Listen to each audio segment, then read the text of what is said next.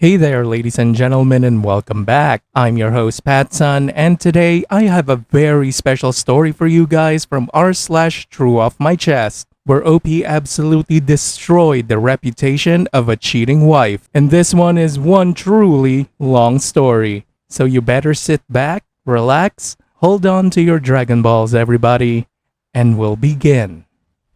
I'm getting married in 2 weeks, and I'm totally screwed. Posted by Reddit user OneTop3934.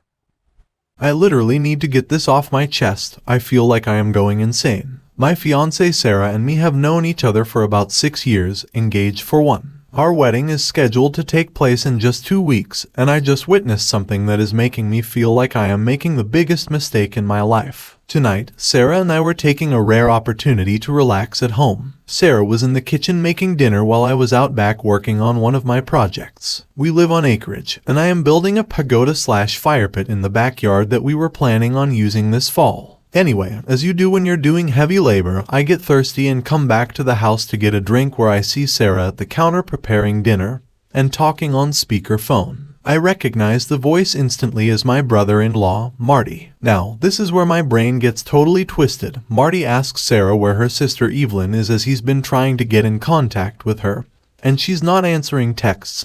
And I hear Sarah say to him, "She just left here, she should be home in a half hour or so." It should be noted that Evelyn is Marty's wife of 5 years. I have to admit that I didn't immediately register what she had just said, because I went into the kitchen and grabbed a glass and asked Sarah what was that all about. And she responds with Marty was looking for Evie. I see her texting and I ask her, "What are you doing?" And she says I'm texting Evie that Marty was looking for her. Anyway, I pour myself a drink, sit down, have a sip, and then finally my brain starts to work. First off, I heard Sarah tell Marty that Evelyn was here. Evelyn was not here, and the last time we saw her was yesterday when she came over to work on some last-minute wedding decoration stuff with Sarah. Secondly, why is she texting Evelyn and expecting a response when I distinctly heard Marty that Evelyn wasn't answering her texts? Lastly, why the hell would she tell Marty that Evelyn should be back in 30 minutes unless she either knows where she is? Then why did she lie? Or she is, right now in front of me, texting her to tell her to get her butt home quickly. The only conclusion that I came up with is that Sarah is lying to Marty about the whereabouts of her sister, Marty's wife, and is probably warning Evie that Marty will expect her home in half an hour. I then spent probably the next 5 hours concocting various explanations for this behavior, some decent, some downright horrible, and playing them back in my head.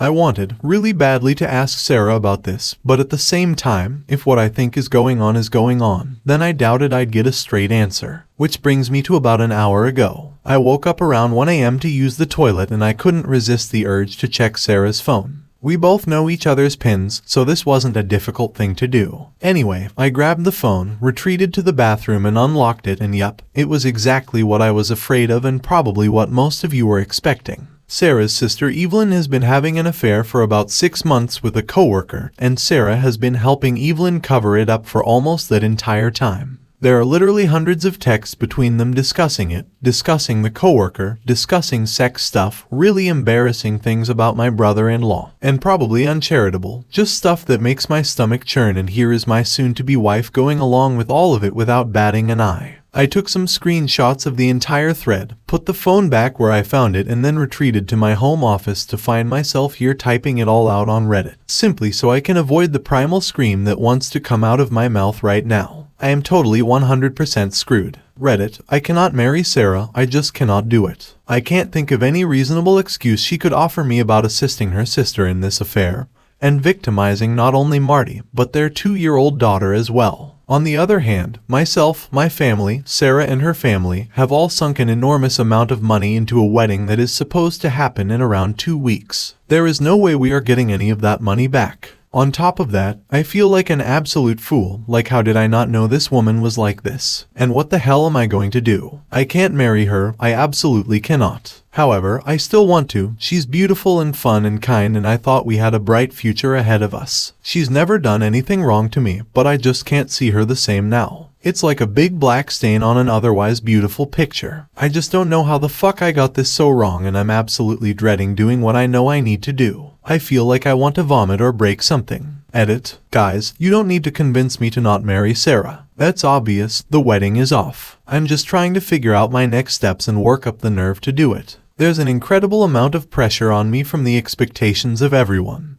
But I'm not going to buckle under it. I just am not relishing having to deal with the fallout, and I'm more than a little angry that I'm in this situation. Edit 2. It's 5 a.m. I have work in 3 hours and I'm running off a couple hours of sleep. I'm going to take a shower and head to work a little early to avoid Sarah and stew on this. Thanks to the supportive people here, and a big raspberry to the dill holes who keep saying I should figure out whatever good reason my soon-to-be ex-fiancé had for this garbage. Edit 3. I got into work around 7. No one was in the office, so I decided to start pulling off the band-aid and I called my brother. He lives in Australia, so he was still up after having just put his kids to bed. It was hard breaking the news to him about this, because I know he has laid out a huge amount of money for flights for him and his family to come, but to his credit as an older brother, he didn't mention it one time and just backed me up. He made a great point too. He said, you work in a job where you have to deal with liars and scammers day in and day out. I don't blame you for wanting to have somewhere to go where this isn't a concern. He was totally right about that, and I get now why I am reacting so strongly to Sarah's participation in this deceit. He also had a great idea. He was going to take his family down to Florida to do some sightseeing and visit the parks. Well, now the kids will be accompanied by their uncle as well. It should be easy since we were going to honeymoon there as well, and we were planning on meeting them for a bit anyway. I'll just rebook everything to be closer to him and his family, and I'll offer Sarah's ticket to either my sister or another family member. I haven't had time to read everyone's comments, but I have answered a few. Right now I'm just sort of making myself sick by drinking cup after cup of coffee and trying to distract myself until the day gets on enough where I can reach out to Marty. Edit 4. Just did morning stand-up. My stomach is doing flip-flops from drinking about 2 pots of coffee since I got in here so early, and I absolutely cannot focus and concentrate. I feel like I can't do anything really from my side until I tell Marty what I know, so I'm just going to take a sick day and drive over to his house and see if he's around. If not, I'll call him and track him down. Marty is a teacher who is on break right now, and Evelyn works a 9 to 5 like me, so odds are good this works out. Wish me luck, Reddit. Edit 5. Got to Marty's house a little after 10 a.m. He had just put his daughter down for a nap and we had a long, frankly brutal talk in the kitchen. Basically, he suspected this for a couple of months now, but Evelyn had been very good at covering her tracks, obviously with the assistance of Sarah and a couple of their mutual friends. I unfortunately do not have all 6 months of text messages, just a couple of dozen screenshots I sent to myself from Sarah's phone.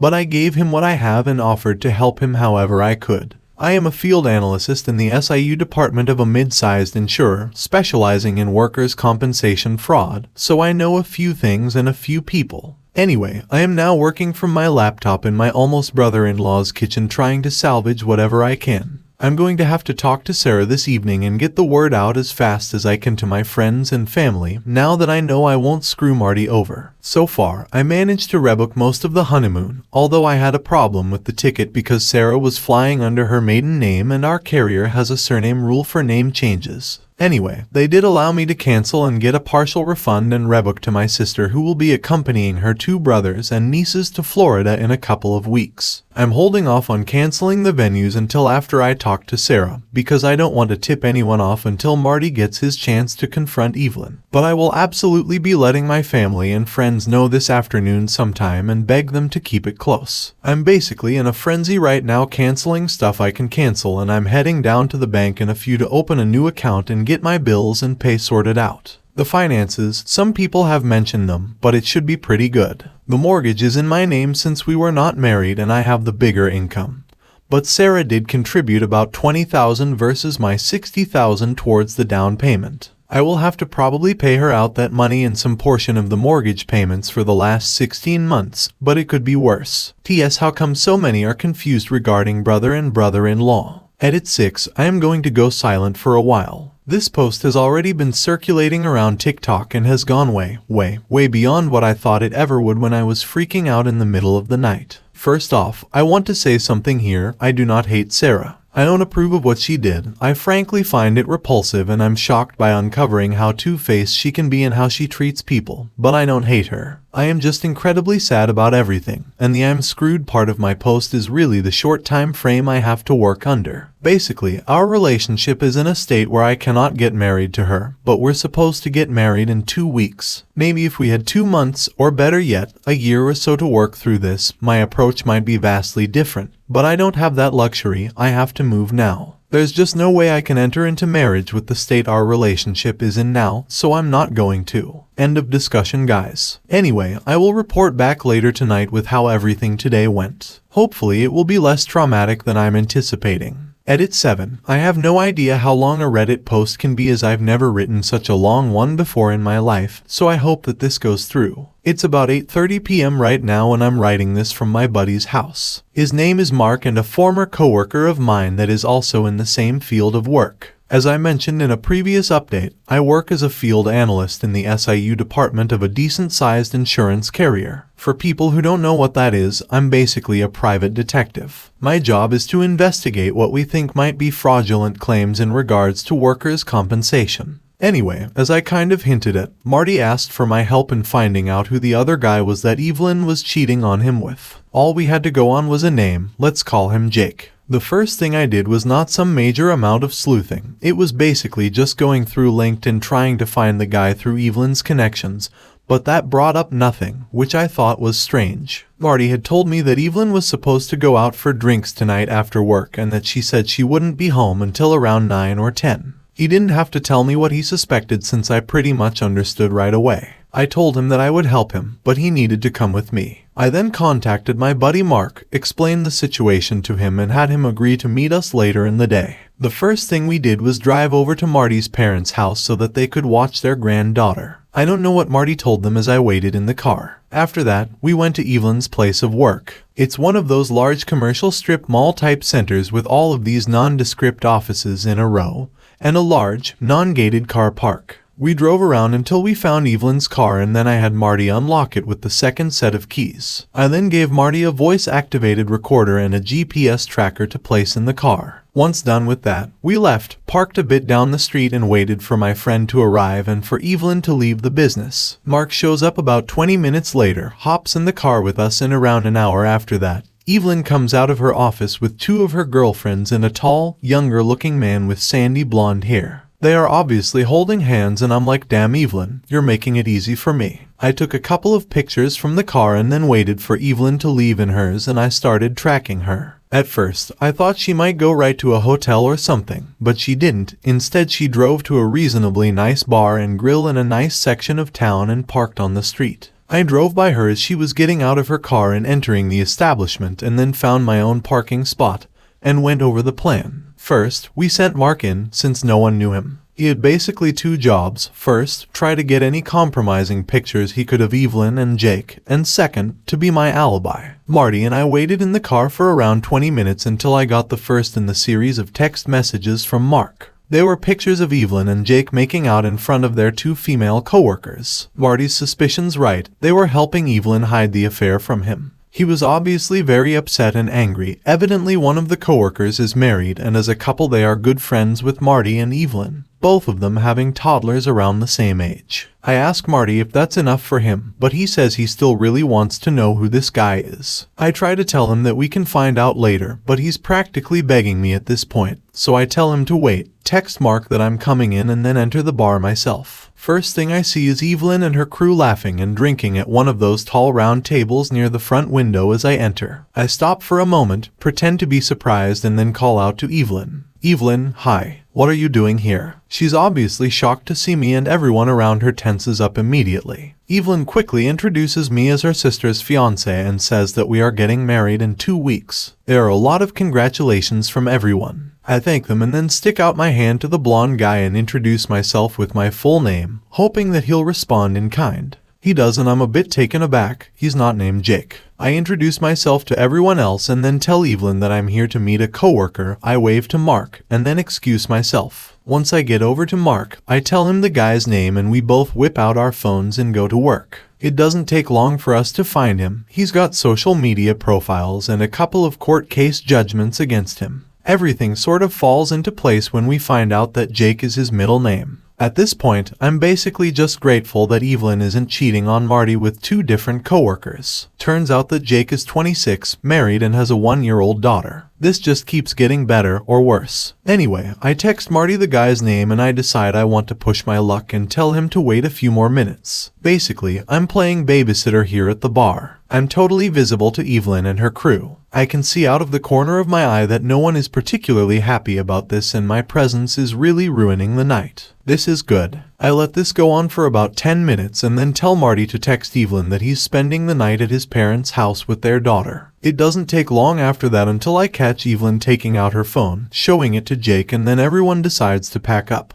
Evelyn comes over to me, says goodnight, and asks me if Sarah and I want to come over for dinner this weekend. I smile and say that sounds like a great idea and wish her and her coworkers a good night. Mark and I wait for them to leave, then pay our bill and hurry back to the waiting Marty. There's a bit of hesitation here because we don't know exactly what Evelyn was going to do. Like, I half assumed she might have already booked a hotel room and was heading there, which would have made everything a lot more complicated and limited what I could do. But it turns out that tonight was probably meant to be just drinks at the bar, and it wasn't until Marty decided to spend the night at his parents' that it turned into something more. Evelyn made a beeline for home and we followed behind her way out of sight and parked down the street. It didn't take long after that until another car pulled into Marty's driveway and we saw Jake get out, go up to the door, knock, and be greeted by Evelyn. They went inside together. Now, at this point it's about 7:30 and I have my own stuff to do tonight, and I think that as a friend, I've done pretty much all I can do for Marty and he can handle the rest himself. I mean, I feel bad for the guy, definitely, but I don't want to get any more involved in this drama than I already am. And being the wingman for him while he confronts his cheating wife is a bit much for me considering my situation. Marty says it's fine, that he'll do the rest of it himself. Guess he's more of a man than you thought, Evelyn. He goes to Evelyn's car, retrieves my gear, and we bid each other goodbye.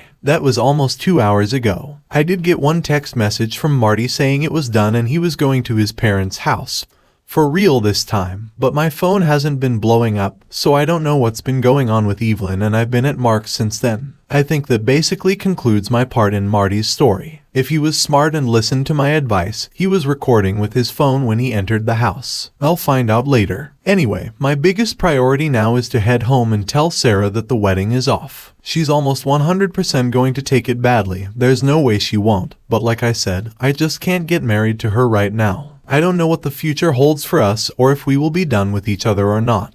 But definitely we are not getting married anytime soon. Also, for people who keep saying why didn't you talk to her first? Why didn't you confront her? I have to say, are you people stupid? She stone cold lied in front of me to her brother-in-law that she has known for about 10 years and purportedly thinks is a really great husband and father. Maybe you are naive enough to think that someone can lie that coldly to someone they are supposed to care about and then tell you the truth, but I'm not wired that way. Until that moment I never had cause to ever second-guess Sarah or not trust her, but she was literally untrustworthy in front of my face, and I'm supposed to let it slide or expect her to be honest to me. I guess you don't know what it's like to have your entire view of someone shift in an instant. It's disorienting and frankly, a bit panic-inducing. I'm actually impressed I kept my head and followed my instincts instead of pressing her right away because it led me to the truth. It would have been ridiculously easy for her to lie to me and then delete those text messages, and if she had done that then, I would never have read the horrible things she said, never seen how she can be so duplicitous and two-faced, and never realized how little I actually knew about her. I'm going home to talk to Sarah. I'll update later to let everyone know what the final verdict is. Don't expect it to be a good one. Edit 8. Well, I had the talk with Sarah last night. It was pretty insane. I'm honestly burnt out and still exhausted, even though I took another sick day and slept in until almost 11:15. Sleep deficit is real. I know everyone is thirsty for updates, but as much as it's therapy for me to write them, I am just absolutely drained, and as you may have noticed, I don't know how to be short. Just call it a character trait from my profession and the endless amount of minutia-filled reports I've written.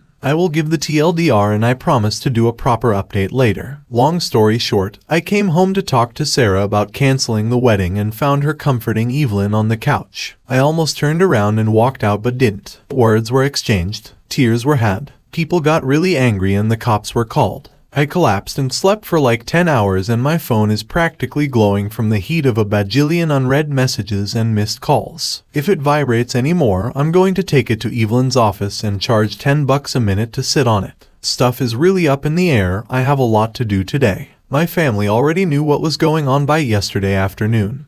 But I need to contact some friends today and get a move on other things. I'm just going to answer a couple and then bug out for a few to get stuff done. First, I am not James Bond. I am the guy that follows around the disabled construction worker to his Zumba class or skydiving lesson. I've been doing it for about 5 years and I'm pretty good at it. Nothing I did went beyond a $50 GPS you can buy from Amazon and a tiny bit of social engineering. You might be surprised how far social engineering can get you, but whatever. Second, I am off the clock on the mysterious case of Marty and the hoe bag hobgoblin. Whatever Marty does with the info he has, including contacting the other wife, is on him. I'm not interjecting myself into this mess any more than I have. Marty is a good friend, but I have my own little world collapsing right now, and now that I don't have my moral indignation to distract me, it's becoming a bigger burden than I have been letting on. Third, I am not an aspiring screenwriter or novelist. I do, however, write a lot of reports. You have no idea. Most of my life is actually spent hunched over a laptop writing a report or transcribing statements. For every hour I spend doing field work, I probably spend 10 doing paperwork or research. Fourth, you are right that I was wrong to leave Marty to go at it alone. I didn't have any fear, not even an iota, that Marty would do anything stupid. But I didn't properly take into account the risk to him. That's a personal failing of mine. It's not that I don't care, I just tend to estimate that other people handle things like I do, and hence, Marty was doing something that I would do, so I didn't question it like I should have. I know this is a problem of mine and I'm working on it. But I am also not in the best place emotionally, so my EQ was low in the situation. Last, people saying you don't know the whole situation. What if Marty was an abuser? Yada, yada, yada. Nobody, you don't know the whole situation. I do. I read 6 months of text messages. I know why Evelyn did what she did. I know how she feels about Marty. I know how my ex-fiancé played along with this. I'm just not sharing it because it's vile, but I know, and it played a big part in how I have acted in the last day and a half. Trust me, if Sarah had done something, anything other than encouraging and egging on Evelyn, we'd all probably not be here. But she did, so we are. Anyway, that's it from me. I will try to update again in the next few days with the whole fallout. But I am probably going to be mostly off Reddit for now. Best of luck to everyone, and thank you to all the people backing me up. It meant a lot to me and helped keep me sane. Well, some semblance of sane anyway. And now for OP's first update. Hi, it's me again. I want to thank everyone who has sent me kind messages and support here on Reddit and even on other platforms. This has really blown up, and frankly it's totally bizarre to see my life plastered all over the internet. But it's also nice to see so many people seeming to be genuinely concerned for me. It helps a lot. At first, I had a bit of trepidation about how visible this became, like what have I done? But since this past weekend I decided to just roll with it. After all, the cat is already out of the bag, and I really believe I've done nothing wrong here, despite a small minority of commentators saying otherwise. I guess there is a lot to go over and so much has happened. Most of it, if I'm honest, hasn't been that great. Well, it's actually been downright shitty, but I'll get to that. For people who are just following along, the link to my original post is here. I'm getting married in 2 weeks and I am totally screwed. First off, I left Mark's house pretty late that night. Sarah already knew I was out discussing business with him, although she had no idea that the business was actually her sister's affair. But still, it was getting to an unreasonable hour, mostly because I was trying to get up the nerve to go home and face her. After about 2 or 3 pep talks from Mark, I finally got off my keister and texted Sarah I was coming home and left in my car. As I said in the last update, I was pretty surprised when I got there because when I walked into the house, Evelyn was crying on the couch with Sarah. I hadn't seen Evelyn's car in the driveway when I came home, so this was probably the last thing I was expecting. I froze for a moment and almost turned around and left. This was not how I imagined this going down, and I knew that Evelyn's presence was going to make a bad situation a million times worse. Still, I had a timetable that I wanted to move on. I had friends I needed to notify and wedding preparations to cancel, and the proverbial clock was ticking in the back of my head. When I entered the room, both Sarah and Evelyn looked up at me in acknowledgement.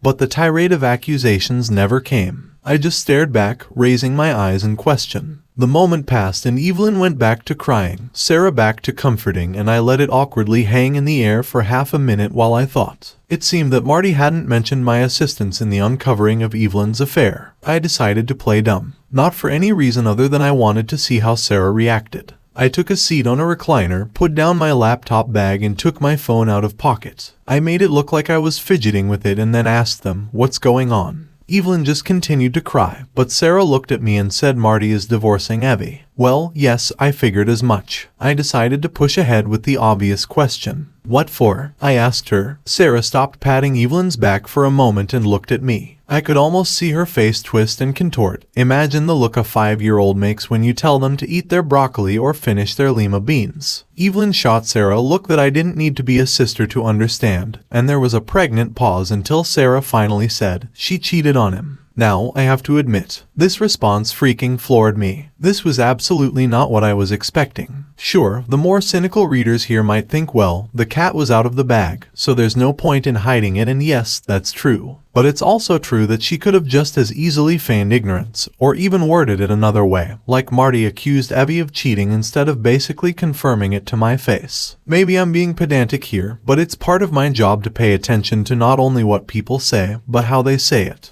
Evelyn wasn't happy about this. She kind of crumpled into the couch a bit and did this strange combination of a sigh and sob at the same time. I wanted to press on, go for the gold to sort of speak, but I must have stammered a bit. Sarah probably interpreted it as shock, and well, she would have been right in a sense, just not how she assumed. Did you know? Sarah didn't say anything. She just nodded, her hand still rubbing her sister's shoulder. I didn't hesitate and asked for the obvious follow-up. How long? The answer came back a lot easier than I thought it would. 6 months. I was shocked by how easily she admitted to it. Evelyn was shocked as well. She smacked her sister's hand off her, and I think even Sarah was a little shocked at saying it out loud. I leaned back in the recliner and rubbed my face. Time to tug the rest of that band-aid clear off. We're not getting married. There were 2 looks like stunned goats and a chorus of "Huh? What?" from both sisters. I stood up and repeated myself. We're not getting married. I can't marry someone who would cover up adultery, especially not for 6 months. Sarah sprang off the couch and opened her arms. The body language was, "You can't be serious." But I just put my hands in front of myself. I'm serious. I don't like this, not one bit. I don't like that you took part in this, and I can't get married to you with how I feel. It would be a mistake. The waterworks started immediately, and even Evelyn did that thing with her mouth that looks like a perch trying to suck air. There were wails from Sarah, accusations of not loving her, appeals to my sense of duty, to the loss of money, the inconvenience to all our friends, the embarrassment of it all. It was frankly nothing I hadn't already thought about.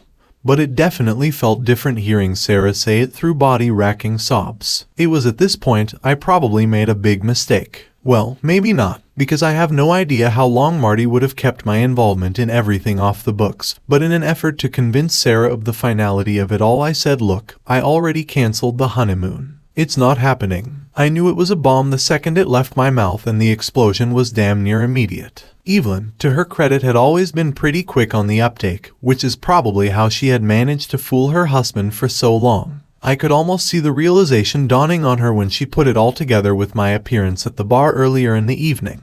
She screamed, "You son of a bitch," and flew across the room at me. Now, I'm not a huge guy, but I'm no slouch either, but the force that Evelyn flung herself at me had me staggering backwards, and I barely had enough time to get my hands up before she started raking my face with her fingernails. I almost lost the phone I still had in my hand, but still managed to push her away and say very loudly, "Evelyn, get off me. Sarah, get your sister under control." Evelyn made another lunge for me, but surprisingly Sarah did exactly what I asked her to and wrapped her arms around her sister's waist and held her in place. I looked at Evelyn and yelled, "Get out of here right now or I am calling the police." Holding my phone up for emphasis, Sarah asked both of us to calm down. She said to me, "OP, she doesn't have anywhere to go right now and Marty took her car keys." That explained the lack of a car in the driveway, but I didn't care. I was 100% through with Evelyn and I was going to make sure she knew it. I marched into my home office and locked the door and dialed the po-po. I told them I had been attacked by my fiancé's sister and had locked myself in my office, that I was bleeding from my face, Evelyn had scratched me pretty good along the inside of my left eye, and that my vision was blurry and I feared for my life. I even told them that I had recorded the entire altercation on my phone.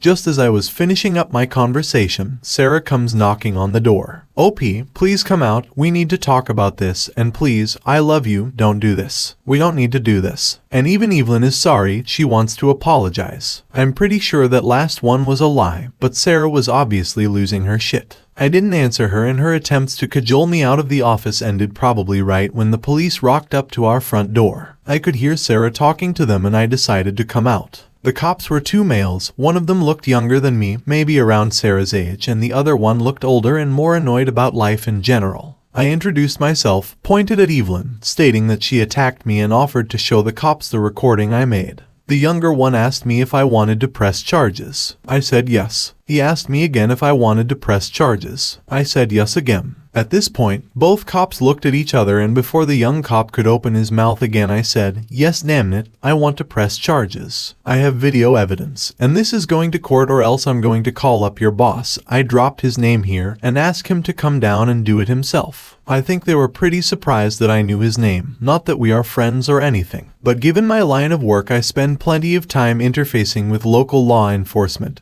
and I have met most of the brass or talked to them on the phone a couple of times in the last few years. Honestly, at this point, I was getting pretty hot under the collar, and while I get what these guys were thinking, I don't agree with it at all. Facts are facts. Sure, I might not be bleeding out on the floor, but Evelyn assaulted me in my own home and I wanted her gone. Thankfully, the situation didn't immediately escalate, and the two officers handcuffed Evelyn and put her in the back of the patrol car. She was squealing and crying like some sort of gibbering maniac the entire time. Sarah wasn't much better, she just kept going "no, please, no," over and over again. At this point, the younger cop circled back and asked us if everything was okay here. I just told them I was going to bed. He asked Sarah again and she didn't immediately answer, so he goes, "Is everything okay here, ma'am?" It was clear what he was fishing for. At this point, I really disliked this guy, but I bit my lip. Sarah finally realized that the cop was addressing her and she just nodded at him. Obviously, the guy is not satisfied with this and starts to ask her again, at which point I interject and say, "If you want to go on a fishing expedition, you might want to do it over there on the lawn where my doorbell camera isn't recording you." I think at this point I had pushed my luck with this guy one too many times, but what could I do? I think I was probably about 30 seconds from getting the cuffs slapped on me until his partner came up and basically pulled him away. He was an older man, probably in his late 50s, and probably didn't want to process two arrests right at the beginning of his shift, especially when one of them was obviously going to be more trouble than it was worth. I'm pretty sure he talked him out of it and they left, carrying Evelyn away and hopefully out of my life forever. At this point, I'm thinking about if I want to stay here or not. The fact that my parents live a couple of hours away, combined with the thought of about how poor I am going to be in the short term here, ruled out either their place or a hotel, so I just decided to sleep in the guest room. Sarah made some futile efforts to get me to engage with her in conversation, or to sleep in our bed, but I just told her we'd talk tomorrow and that I was tired and didn't want to be disturbed. Thankfully, she let me be and I crashed hard. Harder than I had in years, which pretty much brings us up to speed to the last update. But dear friends of Reddit, let me tell you this, the next day was by far the weirdest fucking day of my life. To start with, I woke up at 11 a.m. Sarah was still home. She had cleaned the house from top to bottom. I mean, the floors sparkled. The toilets shined. I could lick the linoleum in the bathroom and it'd probably be minty fresh. She had obviously been busy, but when she saw me she sort of hovered out of immediate range, not quite engaging, but looking like she wanted to say something. I get it. Last night was traumatic for everyone and she was probably uncertain. Like, did I just cancel the wedding in the heat of the moment? Was I serious about this? Was I really angry? I took a deep breath and told her we needed to finish talking. She tried to sit next to me on the couch and I thought about rebuffing her, but I didn't. We were not getting married, but I didn't need to act like I hated her, because truthfully, I didn't. I was disappointed in her, decently disgusted by some of the things I had read in her text exchanges between her sister, but we were both hurting here and I didn't want to make it any worse or escalate things to a point where life could get any more complicated than it already was. It took some more convincing on my part for Sarah to truly and fully believe the wedding was off. She was not taking it well, hell, that's an understatement. She was a wreck. I think she was hyperventilating a few times. I was holding it together better, but obviously not only was this my idea, I had also had longer to come to terms with it. Finally, she asked the serious question. What about us? I know I am going to get a lot of hate from people for this, especially the kind of Redditors that think every infraction in a relationship is grounds for nuking it from orbit. And indeed, one could even say that my calling off the wedding was like dropping a mother of all bombs on our 6-year partnership. But truthfully, I didn't have an answer for Sarah in that moment. I just didn't know, and I told her so. I said, I read all those text messages and it showed me a side of her that I didn't know existed and that I wasn't certain about her or our relationship anymore. I said I couldn't understand why she would go along with Evelyn putting down Marty and joining in, and even egging her on and cheating on not only him, but their daughter too. She just kept saying, I know, it was wrong, I know. I asked her for an explanation, but she couldn't provide one. She just said that she got carried away and that she had to choose her sister. I told her that I thought a good sister was someone who kept you on the straight and narrow and didn't give you a free pass to be a douchebag. She agreed with me and said that she would do better, but that Evelyn had always been the boss when they were kids and she was always the follower. I get this. I have an older sibling too, and while I'm a bit more independent, I also spent the last 18 years of my life with him living on the other side of the planet except for the odd, occasional visit around Thanksgiving or Christmas. But still, maybe I had a leg up on Sarah because my older sibling was a decent guy while Evelyn was a piece of trash. Now here is where I get the second major fucking shock of my life in like 48 hours. Sarah says to me, it's not fair. It's not fair. What's not fair? I asked her. You were sexting that bimbo wife Mandy girl on Instagram last year and I got over it. I was so hurt, but I got over it. Why can't you get over this? Why? Huh? What? What the hell is she talking about? Who is this bimbo wife Mandy? Like I have no fucking clue. I asked her if she was high or having a psychotic break. Like, okay, that was mean of me, but I have absolutely not been doing cybersex or sexting or whatever with anyone, especially not some Instagram girl. I'm protesting pretty loudly at this point and Sarah is yelling at me through her tears, telling me that she saw the messages last year and that she decided to not confront me because I had stopped it.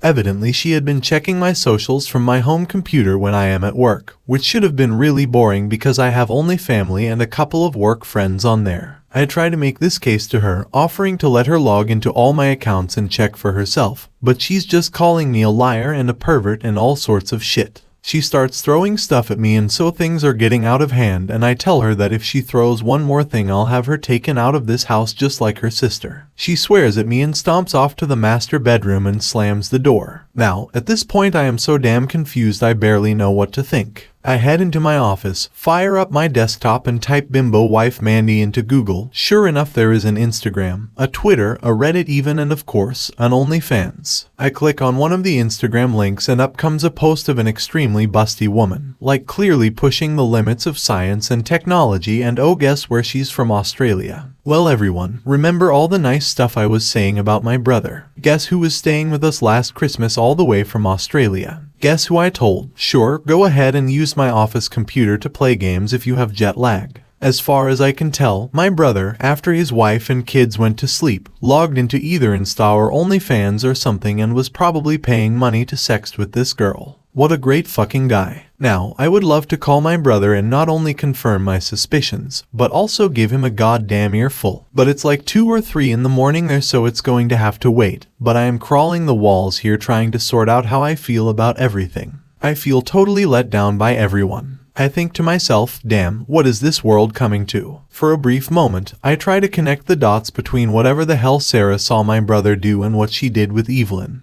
But try as I might, it doesn't really come together. Maybe she's a more tolerant or forgiving person than I am, which is why she didn't confront me when she saw this, but I wish she had. It would have given me an opportunity to directly tell her about my whole personal stance on these things and to even show her how I would act. It might have influenced her in a good way later on, or maybe it wouldn't have mattered, I don't know. All I know is that this post is becoming a novel and I have blown off most of the morning when I should be working to get this out of my head and onto this page. I feel better for doing it, but there is still probably another 2 to 3 posts left to tell. I'm not going to post them to this subreddit anymore. I'm not sure that they'd let me, but I will try to quietly update my profile in the next day or 2 with the rest of the blowout, talking to my brother, talking to my parents and Sarah's parents, and finally where Sarah and I stand. One thing that I can say, however, is it seems like most of my immediate family relationships are incredibly strained for various reasons. My parents are largely supportive, but that's becoming less so now that the reality of the financial loss is setting in. Yes, the marriage is still off. That was pretty much a certainty from the get-go. Sarah's parents are a bit more pissed, and I'm sure they are sticking pins in voodoo dolls crafted in my image right now. Evelyn, for people who are wondering, is no longer in jail. She got Sarah to bail her out, and I even laid into Sarah for that, calling her sister's underling, which I think actually struck a chord with her because she wrote me like a 20-page letter about how her sister always bossed her around throughout her entire childhood.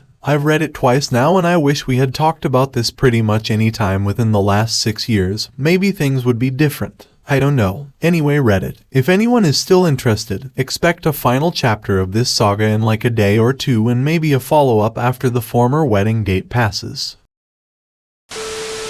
And now for OP's second update. This update has taken longer to get around to than I originally intended. A lot of things have happened over the last couple of days that have kept me pretty busy, and it really wasn't until today when I had some free time after lunch that I could sit down and get this out. I'll try to get through as much as I can. Before that, however, I just want to mention a couple of things in response to comments from the last post. I'll try to be brief. Firstly, I don't know much of what's going on with Marty and his divorce, other than to my knowledge, he's still divorcing her. Obviously no papers or anything, but the intention is clear. In addition to that, I'm not really in the position to be advocating for any sort of course of action that Marty should take, or offering him legal advice, or assisting him in doing anything to the other man, or tracking down the other man's wife, etc. Marty is a grown-ass man, and he can do whatever he wants with the situation, and my position, as his friend, is just to support him and offer advice if he asks for it. Secondly, this isn't some sort of guerrilla marketing for an OnlyFans girl. If it was, I should have done it on the first post, which hit the front page of Reddit,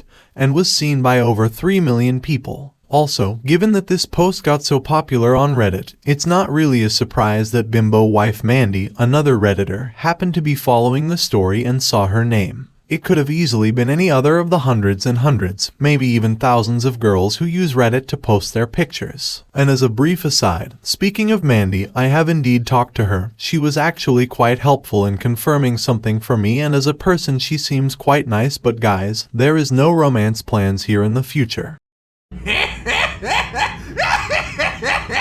Mandy is married, evidently quite happily so, and for almost 2 decades. I think the handle bimbo wife Mandy should have given that away. And frankly, while her husband must be cool with it, she's way too much for a mere insurance guy like me to handle. Seriously. So, with that all out of the way, onto the update. Last time I wrote in, I ended it up with me assuming that my brother had used my office computer to chat with Mandy, but it was too late for me to contact him. I am one of those guys that once a problem is put in front of him, I must be actively working on trying to solve it. This is great for my career choice, but in situations like this, all I was doing was driving myself insane. So, I decided to take a deep breath, leave everything until later, and carry on with what I needed to do. First thing up was attempting to contact every person from my side that I had invited to the wedding that I had not yet informed about its cancellation. As you may recall, I had already informed my parents and had them contact my relatives on the day I made up my mind.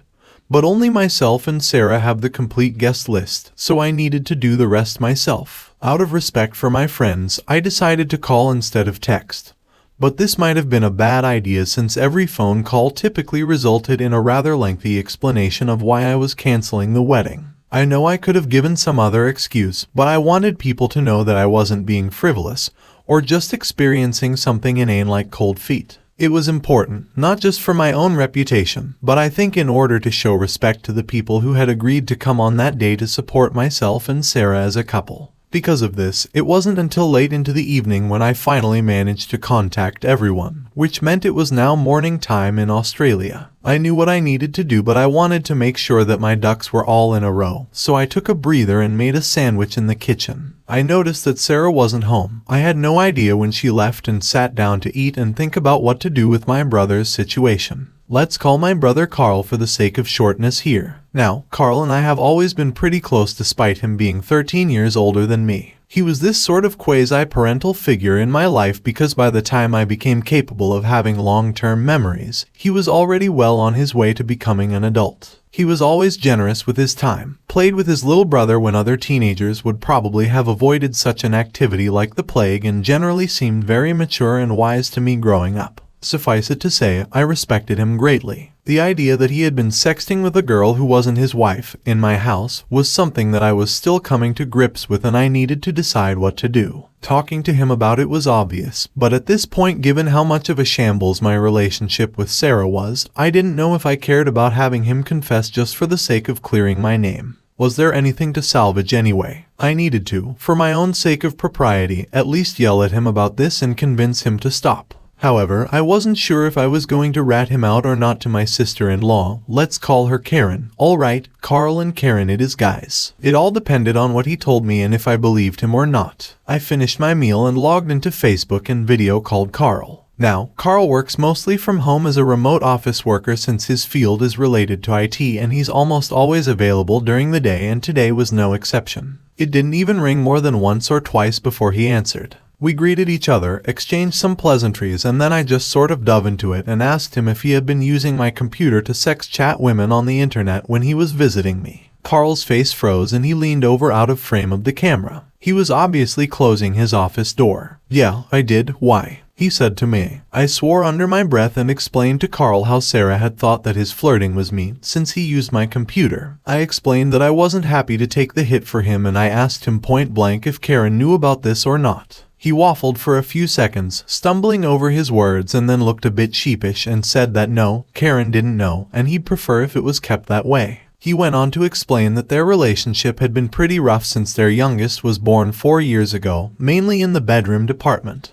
Carl had always been a pretty private person, especially when it came to intimate details, or at least he had always been that way when talking to his much younger baby brother. However, this time he just let it all lay out. Things had been bad. He had been tired of getting rejected. Karen was always tired no matter what he did or how much he helped out around the house. Eventually, this led to problems on his side. Some sort of performance anxiety on the few occasions where Karen would actually feel up for some bedroom fun, and things just got worse from there. Basically, he said, there's no amount of socks picked up, laundry folded, dishes washed, or time spent minding children that would get me laid. It was just not happening, so I started to spend time in my office at night working. He even did the finger quotes when saying this. Evidently, his working at night turned into a pretty hardcore addiction to OnlyFans sites, which, given the relative privacy he had in his office for legitimate work, spiraled out of control pretty quickly. I asked him if he was still doing it, and he swore up and down that he wasn't. I thought I believed him when he said it. He seemed to be sincere, but I just had this niggling feeling in the back of my skull that something was off. Maybe it was because of all of the deceit I had encountered recently, but I was doubting my own brother, who has really been a stand-up guy to me our entire lives together. I really hated being in this situation. Now, the problem I faced was pretty complex here. First, if I wanted to clear my name, then I would have to get my brother to tell Sarah that it was him all along. However, if he did that, then there was no guarantee that Sarah wouldn't spitefully inform Karen.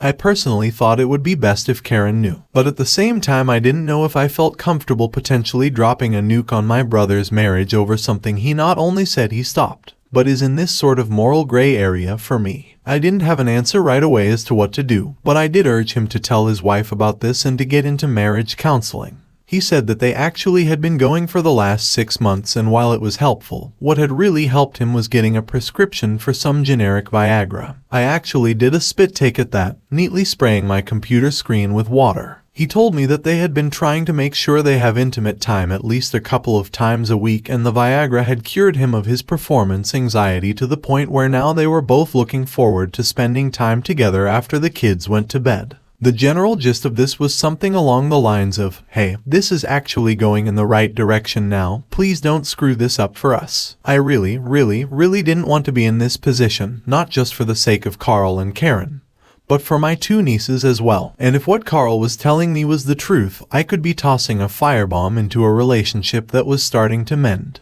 It was unpredictable what would happen, so yeah, it may disappoint some people, but at the time I felt that the best option I had was to wait and see. I was, after all, going to meet him in a couple of weeks in the flesh, and once I got him alone in a room and a few drinks into him, I was going to definitely get to the bottom of this. It seemed like the best course of action. Anyway, that night I went to bed early. I didn't see Sarah until the next morning. She looked haggard, like she had a distinct lack of sleep. I asked her where she had been, mostly out of habit. After all, we had been together for almost 6 years. She told me that she had gone down to the courthouse for Evelyn's arraignment to post bail. The courts here close at 1 p.m. on the weekends, which is why she had disappeared soon after I went into my office, and that afterwards she had driven her to her parents' house and spent the night. She made a point of telling me how horrible it was to have to explain to her parents that I had called off the wedding. I asked her if her parents knew the reason why, and she barked, "Of course they do." I tried to remain calm, but by this point in this ordeal I was losing it. I bit back at her. "Are you going to move back there so that they have both girls at home now?" It was childish and petty, but the fact that she bailed Evelyn out of jail annoyed me to no end. "You don't need to be an ass about this," she said, to which I said, "And you don't need to be Evelyn's fucking underling." I could see Sarah visibly flinch when I said that to her. It obviously had struck a chord, and the corners of her eyes started to tear up, and I cooled my temper. We just sort of stood there, miles apart in the living room of our house, and didn't say anything for a good solid minute or two until Sarah decided to continue talking. "Our parents are going to be here at 3. I actually face-palmed at this. I was about to go off on her for not consulting me on this, but decided that was just my own ego. After all, I did need to sit down with them and work out the details around the wedding and whatever remaining deposit we had, and I needed to, at least once, face-to-face explain to everyone why it wasn't happening. So fine, let's do this and get it out of the way. I tried to make myself busy, but there isn't much you can do on a Sunday except waste time, and time wasting isn't very enjoyable when you know you are heading into the meat grinder in just a few hours. Still, 3 p.m. came, and so did our parents. We all sat down at the large kitchen table that Sarah had bought just a month after we closed on the house. It was secondhand from Facebook Marketplace, but she loved it because it was solid oak with a beautiful finish and capable of seating 8, and just as heavy as that sounds. She always wanted to have big dinner parties with our families over, just not like this. The next 3 hours were grueling. No one was happy, nor should they be, I guess. The best support I could get came unsurprisingly from my own parents, but even that was tempered. Essentially along the lines of, well, it's his decision to make, which more or less means, yeah, we think this is crazy too, but we're still backing him. Honestly, that was fine with me. I didn't need my parents to get the stigma by association of canceling the wedding. I was fine with owning that. Eventually, we worked out a decent deal in regards to the wedding. We would try to get back whatever money we could. Split it back however it was contributed. Some things like the honeymoon were all paid by me, or the flowers were all paid for by Sarah's parents, and then eat whatever losses there were communally. However, when it came to the subject of the house, Sarah vehemently objected to my idea of paying back her or her parents for the deposit. Basically, she didn't intend to move. Now, as you might imagine, Sarah and I hadn't really talked about the us or us living together situation in too much detail. The fact that I even brought up settling the house equity seemed to shock her, because the implication here is that I expect her to move out of our home. She threw a fit, and I don't blame her. I should have settled our relationship status with her first before trying to negotiate a payment plan with her parents. It really tipped my hand to everyone about how I was feeling about our relationship, and while I think our parents expected it, or at least understood, Sarah was beside herself. She was absolutely not accepting of us breaking up over this, and she made it clear. "I am not moving out of my house, and we are not breaking up," she declared.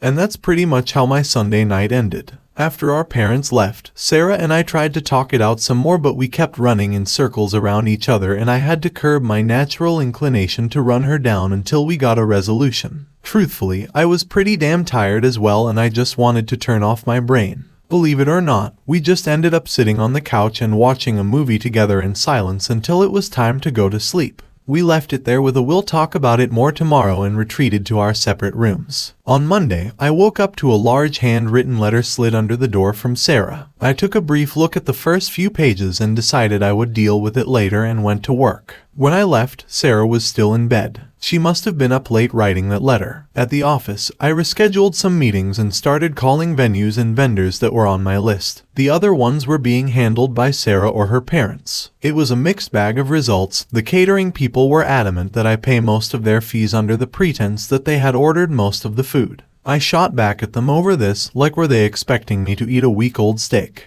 But my appeal fell on deaf ears. I tried talking to the woman who ran the catering business and explaining what happened. But that seemed to only firm up her resolve to get as much money as possible out of me. Inversely, the DJ that I had hired for the entertainment was incredibly kind and gave us back almost all of the money. It wasn't much, however. Things went on like this, and during the day between making calls and doing work, I read Sarah's letter. Now, this is 20 pages of written words, so I'm just going to summarize. The gist of it was that ever since childhood, Sarah has been bullied by Evelyn, and in response, Sarah's way of dealing with this was to essentially go along with whatever Evelyn wants to hear. She went on to say that it had become sort of a general way of operating in her life, that she was just afraid to rock the boat, to cause a problem, or sometimes even to voice an opinion. I reflected on this because truthfully, when I look back at our relationship with a more critical eye, I kind of think that Sarah was a bit too perfect of a girlfriend. What I mean by that is, she never disagreed with me, never picked her plans over mine, or even really advocated too strongly against anything I wanted to do. She went out of her way to make herself appear useful and all around acted more or less like a yes woman in our relationship. I mean, we had never even so much as had a minor disagreement in 6 years, let alone a full-blown argument until now. It sounds great from a relationship standpoint, until of course, it's not. I couldn't shake this feeling that Sarah has this deep-seated insecurity and need to make people happy. You know what they call people-pleasing behavior. When I start looking at it this way, a lot of things make sense to me, and I start to realize that despite being with Sarah for 6 years, I don't actually know her that well. It's like she's put up this image around her which is really just a mirror, a reflection of whatever she thinks people want to see, and in the case of our relationship, she's more or less been acting my role of the perfect girlfriend while never really letting me inside to see who she is as a person. Hell, I can't even say that what I saw in those text messages is the real Sarah, because it's almost certainly just another reflection, this time of Evelyn and all her warts and faults. This may sound weird, but it's like we are in this unequal relationship. Whereas maybe she loves me for who I am and how I wear my thoughts on my face and my heart on my sleeve, but maybe I only love her for the mirror she is holding up to my face. I don't know, if this sounds too metaphysical for you, then I'm right there as well. It's like this wisp of an idea that I'm still trying to catch by my fingertips. All I know is that in the last few days I've probably learned more about Sarah than I had in the last 6 years, and the letter she wrote me was the first real view into her childhood that I had glimpsed. That night we talked more about this specifically, about her childhood, about her behavior. The conclusion that we came to is that she needs help. She's a grown woman who is sadly stuck acting like a child, too scared to displease anyone, lest she face her sister's wrath, or her parents' disapproval, or the loss of love from the ones she loves. This is no way to have a relationship, and I can say that I feel much more confident and assured that my decision to call off the wedding was the correct one. In fact, it could not be any more correct. That night, after our talk, I went to bed with much less angst than I had in a few days. So, this basically brings me up to our last update, and once again, it's a freaking novel. I won't wait 2 to 3 days to do another one, otherwise I will keep falling forever. For people who have been wondering, the entire situation with my brother is more or less resolved, and I'll get to that tomorrow, but the situation with Sarah and I is still up in the air a bit. But there is a semblance of a plan going forward. I promise I'll get to it as soon as I can, but as you can imagine there is a lot to write, and I can only do what I can do. Thanks. And now, for OP's final update. Sorry this update took so long to get around to, but to be blunt, after the chaos that happened initially started to die down and my state of hypervigilance started to dwindle, I found myself sinking into a deep depressive funk that sapped most of my will to do almost anything, and recounting the shit show that is my life became really unappealing. However, the date for the wedding has now come and gone, and I'm on vacation with my siblings and my brother's family, and starting to really feel like most of this is behind me. So anyway, on to the updates. First off, since this is the thing that seems to really bother people, my brother and his wife are doing fine. Like I said in my last post, I urged my brother to tell Karen about his sexting with the Australian OnlyFans girl known as Bimbo Wife Mandy, whom, by the way, is a very lovely person.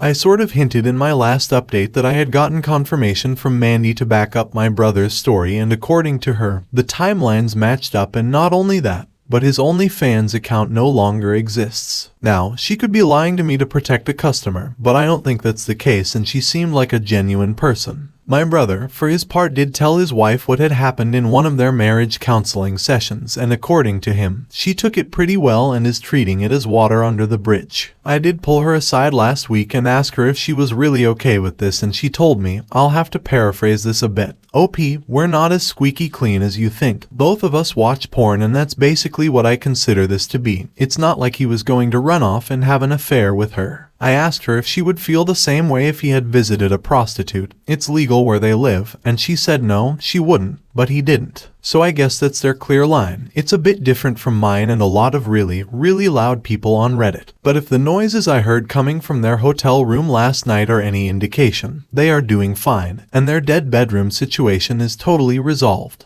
Honestly, these two are borderline taking advantage right now. Since my sister is taking the place of Sarah, they switched rooms with her, and now the kids are with her, and they are both little girls and love having a sleepover with their auntie. And they have 2 babysitters who are happy to take the kids while they run off and do Lord knows what. We know what, but let's not talk about it. Overall, I think I did the right thing in giving him the space to make this right on his own, even though people hounded me for it. I will strongly argue that the situation with my brother and the situation with Evelyn were like comparing night and day. I don't agree that cybering someone you know is a professional sex worker is anywhere near the same ballpark as actively carrying on an affair. And I don't think my actions and how I dealt with it were anything close to how Sarah did. Like I said in my previous post, she not only hid the affair from Marty, but she also actively engaged in disparaging conversations about him and said several other things that I won't recount here for various reasons. Suffice it to say, I feel good about this choice on my part, and people who don't agree with me can put their heads in an oven for all I care. Next up, I think, is the wedding itself. There isn't much to say here. Sarah and I and our families lost our shit on it, but that was expected. I forced the caterer who had ordered all that food to either give me back a bigger refund or give me the food, and she chose the latter, which is fair enough. We now have a lot of frozen steak, chicken, and fish. It was delivered to my parents' house, and I think they are passing it out to interested parties. Likewise, some wedding gifts from faraway relatives arrived and are at my house until we can send them back. But overall, the date just came and passed, and for the sake of both of our sanities, Sarah and I spent it apart. As for the issue with Marty and Evelyn, I don't think this is something that is going to be settled anytime soon. Marty is absolutely divorcing Evelyn, but it's difficult for him, primarily because she's making it difficult by begging him to reconsider. On top of that, school is starting again, and so Marty will be back with his students instead of taking care of their daughter every day. I think that's really hurting him right now, because spending every day with his parents and his kid was really helping him mentally. Also, despite what some people have wished for, Marty hasn't made a big stink about this at Evelyn's work, despite the fact that he probably could get them both fired since it became obvious that they were using work trips to hook up on the company's dime. Nor has he gone and told Jake's wife about the affair either, something I strongly disagree with. When I questioned him about it, all he said is that he's in no big hurry. After all, he has the text messages, the photos from the pub, and the video he took when he entered the house. Basically, he could bury this guy whenever he wants to. I think in some kind of twisted way, hippy-dippy Marty the Birkenstock-wearing teacher is enjoying making this guy sweat it out. Either that, or maybe he's enjoying making Evelyn fully realize her place in the world at this point. Just a side piece to a married man. I'm not sure, but Marty has definitely gotten a bit darker over this whole thing. Not that I can blame him. Everything I know about Evelyn is second-hand from Sarah, but from the way I understand it, she is largely just going to work and coming straight back to her parents' house every day, like a teenager on curfew. I don't think they are pleased with either of their daughters right now, but oddly enough, even though the implosion of Sarah and mine's wedding was extremely public, I think that it's being drowned out by the constant drama that is Evelyn's impending divorce. Sarah said it almost seemed like they forgot about her once they realized that Marty was seriously taking steps to divorce Evelyn, and their concern about having access to their granddaughter. I sort of get that. They are very doting grandparents, and I'm sure their anger at Evelyn is compounded by the fact that their access to their grandchild is going to be essentially cut in half. Now, onto the big event, Sarah and me. First off, I don't think that this update is likely to make anyone happy, not the people who urged me to yeet her out of my life, nor the people who demand that I treat her with sympathy and compassion for her obviously screwed up mental issues. The facts are that aside from the lying and hiding the affair, what shook me the most was probably the way that she carried on with her sister in those text messages. Maybe people would understand me better if I shared them, but I simply refuse to repeat it, and I don't want to get into arguments over their content. Suffice it to say, it was enough for me to reconsider Sarah's complete character, which is largely where I am at today, still considering it. That's not to say that we are still together, definitely not in the way we were an engaged couple, but we haven't completely closed the door on the relationship either.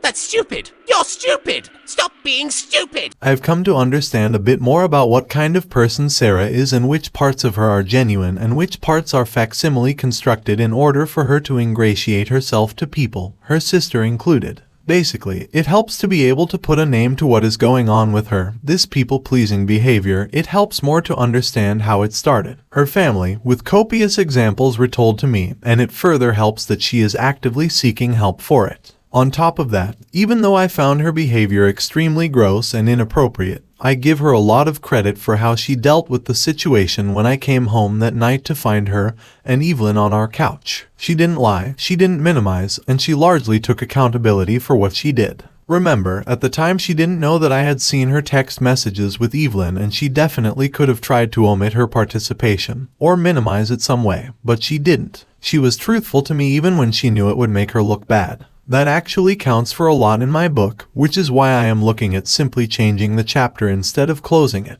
To be clear, this isn't a victory for the forgive her and blame everything on the sister crowd, because frankly I haven't forgiven her and our situation is very different now. She has moved back into her old room at her parents' house, much like Evelyn. Although Sarah will probably be out of there in a couple weeks because she says the environment is not good for her mental health or getting help with her issues. And I am paying back her equity in the house in fortnightly installments out of my pay until we are all caught up, which will help her defray the costs of getting an apartment on her own. We are definitely not together right now. Sarah really did not want to accept this at first, and I can see her point of view, even be sympathetic to it. But also if she really has these emotional problems that it appears she does, then I felt that pushing the issue could be the way to light a fire under her pants to get her to finally seek some real help for them, and just forgiving her would be tantamount to sweeping everything under the rug, which in the long run would spell disaster for our relationship. I really wish that she had opened up to me earlier before all of this hit the fan,